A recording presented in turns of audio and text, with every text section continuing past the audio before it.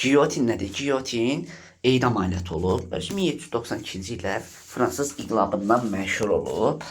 Giyotin isə hansısa bir qurbanı uzadıb taxtaya, oradan da qoyurdular başlarını.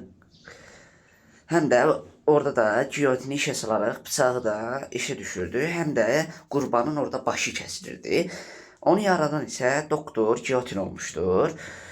Giyotini də ən çoxu da hələ oğru, cinayətkarlar, qatillərə də aid idi. Həm də Fransız inqilabı qələbə qazanandan sonra illə kralı da giyotindən edam edilmişdi. 14-cü Louis edam olunmuşdu giyotindən. Sonra da bəzi mənbələrə görə doktor Giyotin soy adı ilə bağlı edam edilmişdi. Amma bu fikir yanlışdır. Özü 1814-cü ildə təbii səbəbdən ölmüşdü. Giyotindən ölməmişdi. Əvvəllər giyotin yaranmadan qabaq asılmaq, bir də balta ilə o vaxtda baş kəsmək də var idi.